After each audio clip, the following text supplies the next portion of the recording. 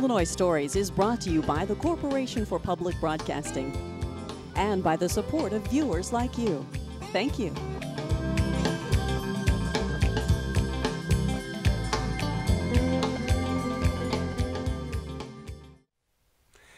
Hello, welcome to Illinois Stories. I'm Mark McDonald in Springfield. If you're from the Springfield area, you've probably seen this Muni stage many times.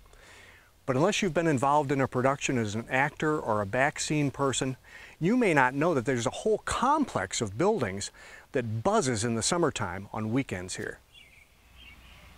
Well, Gil Opferman, it's quiet here now, backstage, but when things are cooking here on the night of a production, it's like a little city back here, isn't it? Oh, it's gigantic. It's just a hub of activity, and you can feel the energy in the air because everybody's gearing up for the show, getting ready to do it, and there's a buzz back here. It's just not like being in the audience. It's happening. Well, when you are in the audience and you come out to the Muni, you know it's a big operation because, you know, there's a building out front, there's parking, there's people helping you, they're selling tickets. You come in, there's plenty of seats, there's seating on a huge stage, but you don't see back here. And this is what's interesting now. I wanted to come back here with you and some of your colleagues out here at the Muni to show people what happens backstage, because a lot of people just don't get here.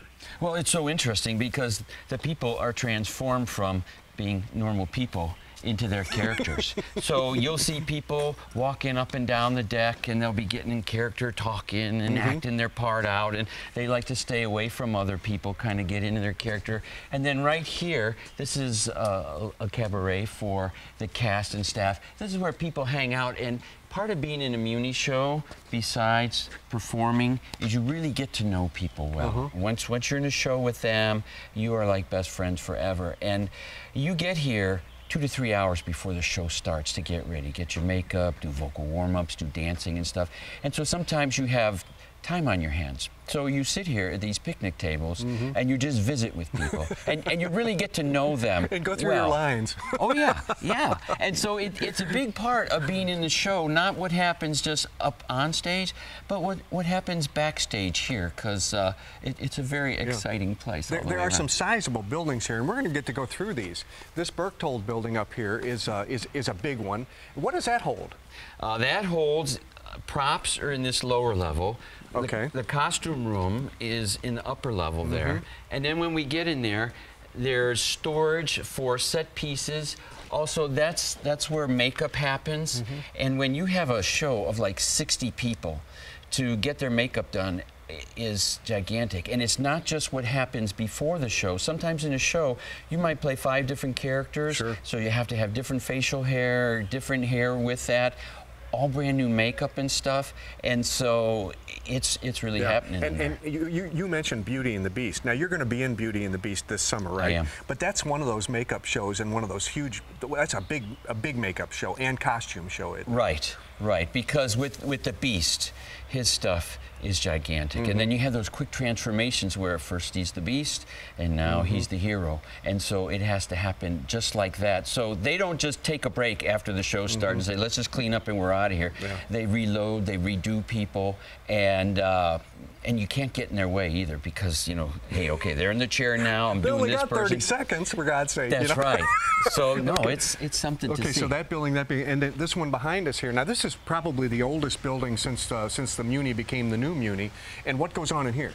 It's the scene shop. You know, one of the nice things about summer theater, and you can see all the great shade we have here, really most of the building takes place out there, so the tools are in there and the saws are in there, so you go there and cut your wood. But it's nice to work outside here, and there's a nice breeze and you're in the shade, and it's usually quiet and peaceful. Today's a busy day here out front, but it's really enjoyable to work out here. And we've got all this nice concrete for people to build on, and like this wall, for instance, they just built this weekend. One guy built that wall. Wow. Yeah, and it's huge. And it's got to be on wheels, of course, right? Oh, everything has to be on wheels. So he just laid it all out here, cut his wood, 2 hours. We set it up. It was done. It's good to go. Now it's ready for his painting crew. Well, I'll tell you what, this is great. Let's get started with our tour. Where do you think we ought to go first? Do you think we ought to go up here? What is this, makeup and costumes? Is that yeah, what because this is where performers normally head. Okay. When they come back here to be in a show, they'll check in, and then they'll go in there, and they start by getting their makeup on. Okay. First you get your makeup on, then you get your costume on, or if it's a really hot night, you only get part of your costume right, on, just what you need to be able to walk around back here, and then you save the hot stuff for later. Okay, let's go that way. Okay, Gil, you get immediate access here from the stage right into this big building, and this is where, of course, the makeup would be done. But also, there's probably a lot of like emergency get ready to go, because you're coming off, you're going back on, you're coming off, you're going back on. Right. Right in this area here. Oh yeah, this pathway right here, that leads right to the guy's dressing room. And so, like in Joseph, they have to change so fast. You cannot get in anybody's way right here, because if you do, you're going to get run over. They're just going to go right through there. Meanwhile, you got to get at that mirror to do your makeup. All the makeup is spread out over the tables. A lot of times there will be makeup artists here to apply your makeup if it's involved. But part of being in the show, they expect you to be able to do your base and stuff. And that's always a very interesting thing when you get new people and you say, okay, you're going to have to do your base yourself. And you know, especially for guys like, I've never really worn makeup Well, I before. can act and sing, but I don't know for makeup. That's right. And so you learn, and so you get the young guys and say, okay, here, I'm going to show you how to do it, and you get pretty good at it. And sometimes I talk with my mother and I say, what do you like to use to apply makeup? I like these triangle-shaped sponges. What do you? And it's a conversation I never envisioned. Never thought I'd have it with my mother. Yeah. Now, as we stand in here now, there's usually a lot more room here because this would be empty because it has to be used. But right now, you're getting ready for Joseph in the amazing Technicolor Dreamcoat. Is That's that right? Okay, that's the first show, and so some of this set is already built and stored in here. That's why this looks the way it does. Tell me about the pyramid. The pyramid, that's for Potiphar's scene, which I happen to be. And so he's a very successful businessman in Egypt, and he hires Joseph to be a helper and a servant in his household. And that's just one part of it, because another part out on stage is where my wife, who's a beautiful trophy wife, she hangs they had out. those back then. Yes, Okay. some things don't change. I hear. I don't know. Although my wife is a trophy wife, original model. But then my wife calls Joseph over and kind of entices him and makes me very mad, and then I have him thrown into prison for that. You're the bad guy. I am. So, and that's a nice backdrop piece for the whole show, for when we have the Pharaoh come out and do his thing, and those are our sand dunes right there. And what they do is, for right now, they store it in here because this Luan that we use, the rain is very hard on it. It can take some rain, but then after a while, it starts doing funny things for you. Okay, let's go around the corner here. This is makeup, and also where the singers would be warming up. There's room in here to get ready for their vocal scene. warm-ups. There you go. And this, of course, would also be opened up. And this is, I guess you said the ladies' dressing room. It is. Plenty of places to hang costumes on all over the place. And I'll bet when you have a big show, this place is jammed.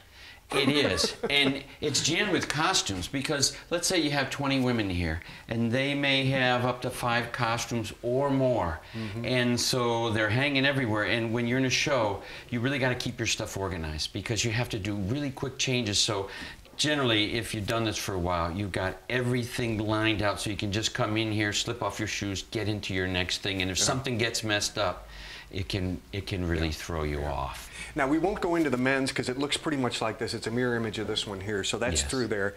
And there's probably a lot of swapping back and forth, because there's you can't be too modest when you're in a show. So, I mean, when you find a place where you can dress, and you dress, right? That's right. Okay. Let's go upstairs, because above this level is interesting, I think, because you've got a lot of costume storage up there. And it is interesting. Mark, it takes a lot of costumes for putting on a season.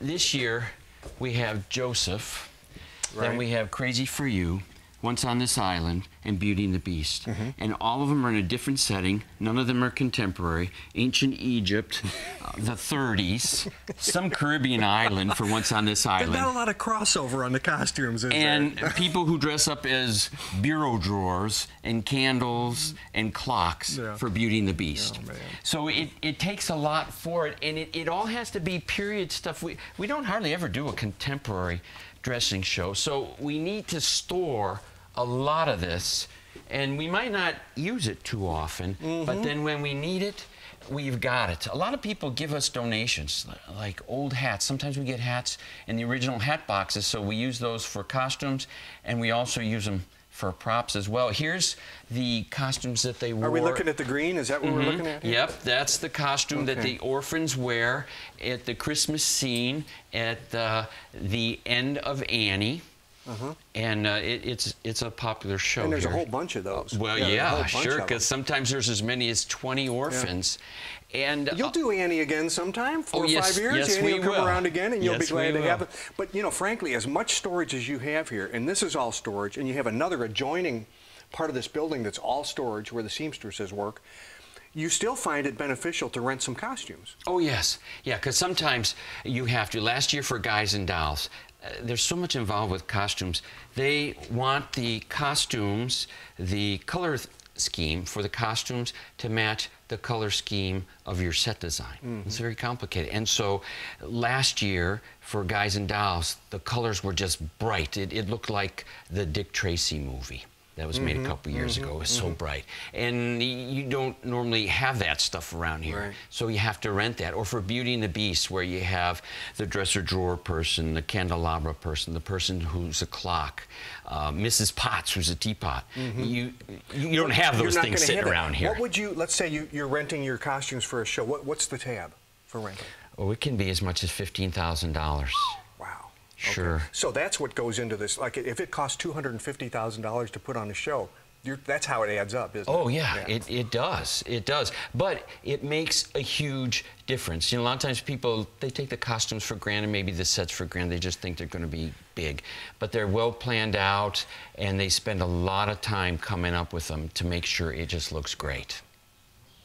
Dennis O'Brien, now you're a past president of the Board of Managers. Correct. I also asked you if you had ever been in any shows, and you've been in a few, haven't you?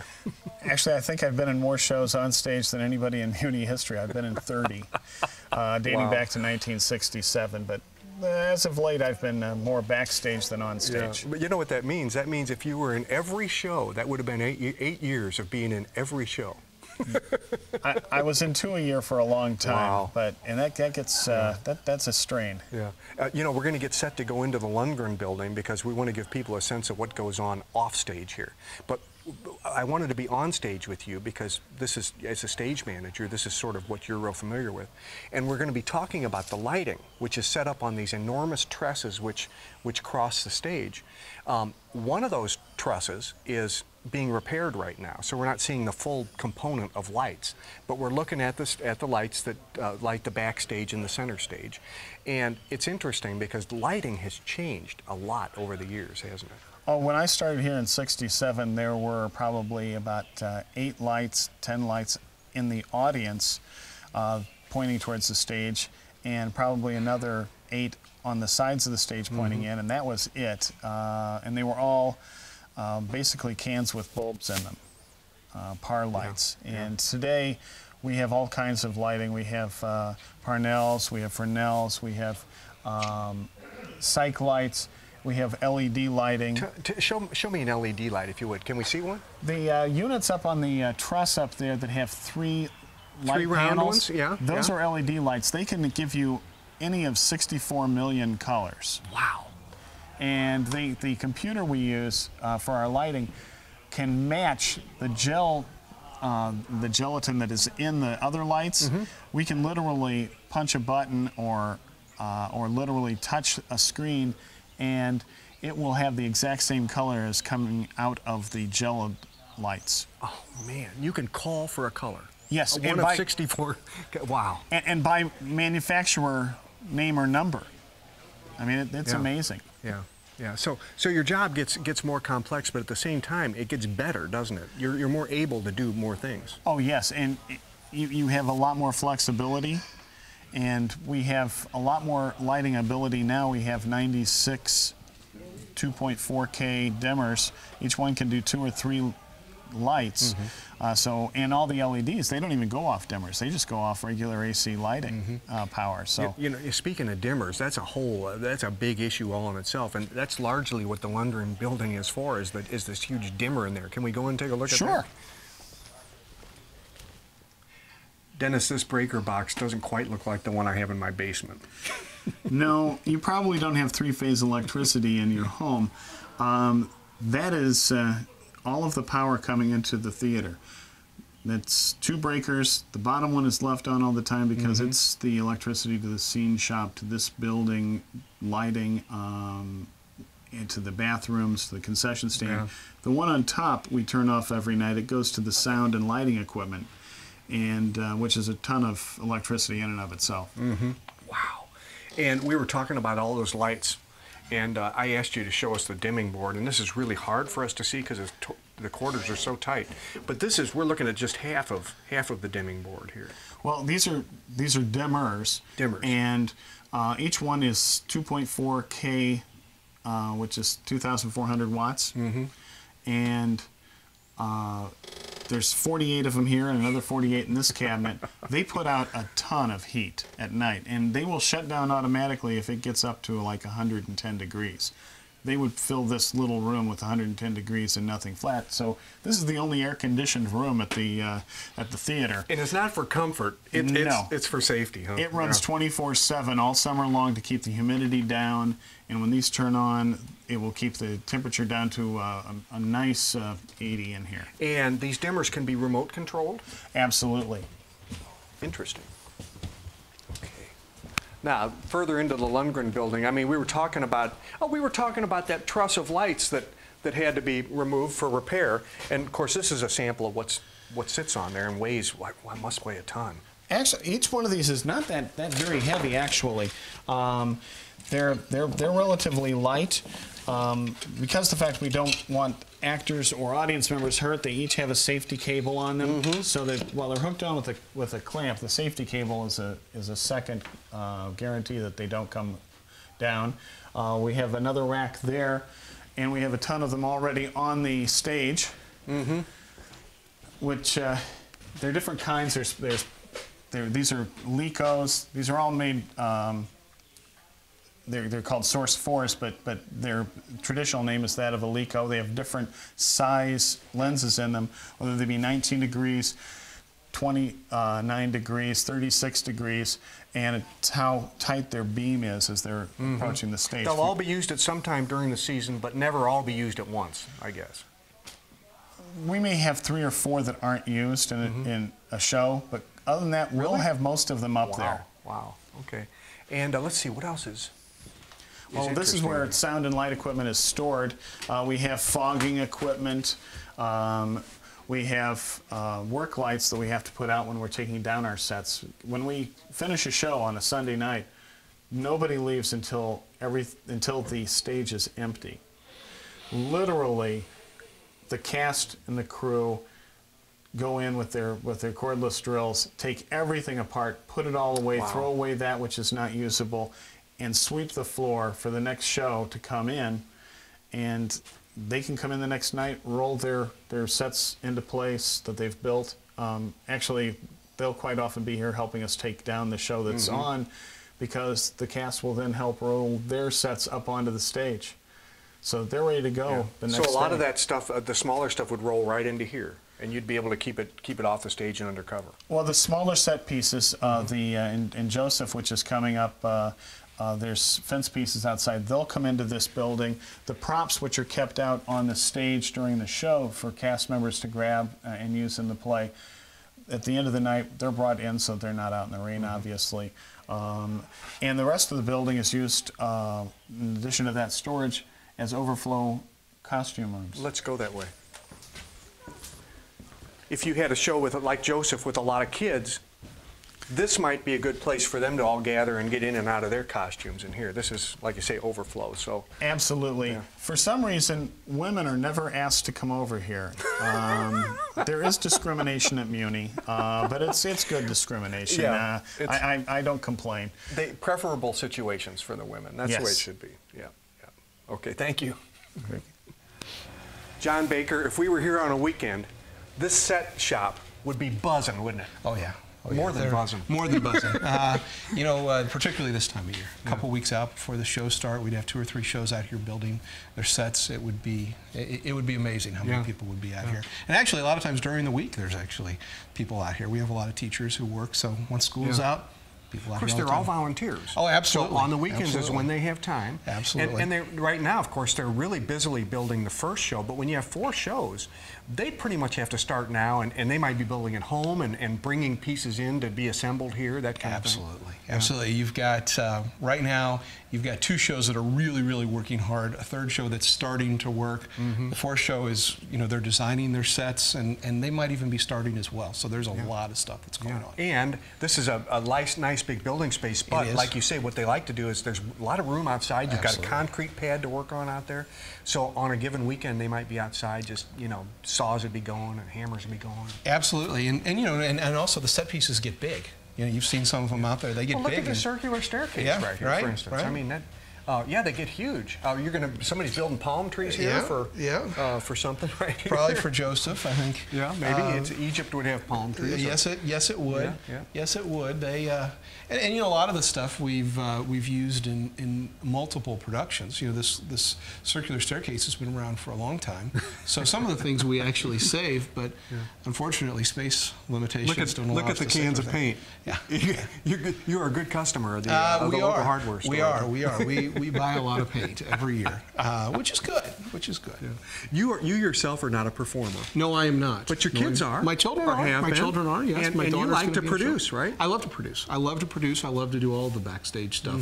Just don't get me on the stage. Yeah. I don't want to do that. And you're not going to change, are you? No. Not going to sing. Not going to dance. We want people to come and watch the shows, not leave. So, you know, no. I'll handle the behind the scenes sort of stuff and leave the acting to everybody else.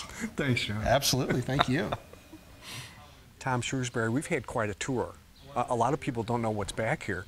You and I are standing in what they call the cabaret area. Right. And I'll bet you on a hot summer night when a show's going on, there's a lot of cold water that gets delivered from that little shack out here, isn't there? Absolutely.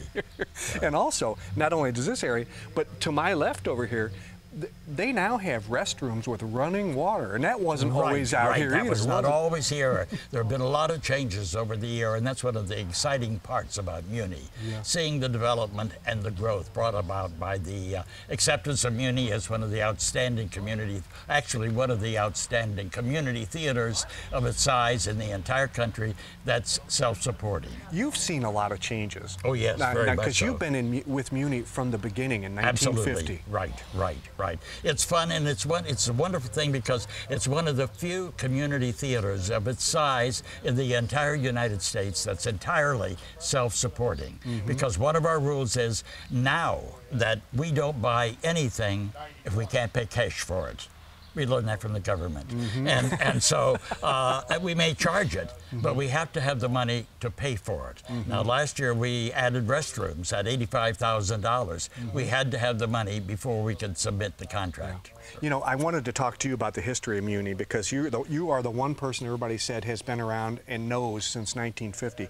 I've got a picture here of the fire, and you remember this in 1964, don't you? Exactly.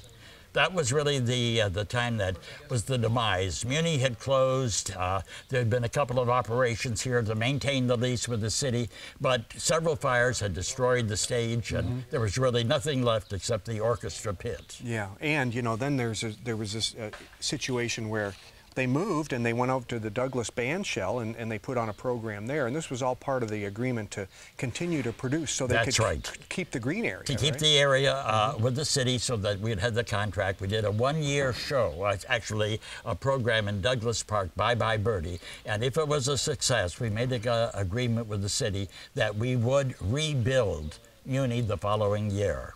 And so that's what brought Muni back after a long, long absence. And since then, Muni has had over 1 million people who have attended the shows here. What a record. Well, Tom Shrewsbury, thank you, and all your colleagues for letting us come back here. It's a community effort that we all love. Yeah. And you can imagine in the summertime on weekends, you have 50 volunteers working in the front of this operation, you have 50 volunteers working back here, and you might have as many as 50 people in a show, all buzzing around back here behind the Muni. That's why we kind of call it Muni City. With another Illinois story in Springfield, I'm Mark McDonald. Thanks for watching.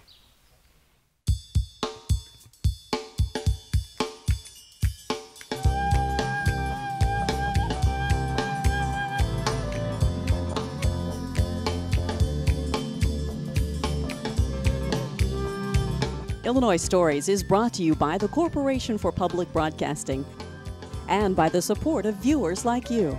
Thank you. For a DVD copy of the program you've just seen, send 1995 to Network Knowledge, P.O. Box 6248, Springfield, Illinois 62708. Be sure to include the program name, subject, and when the program aired.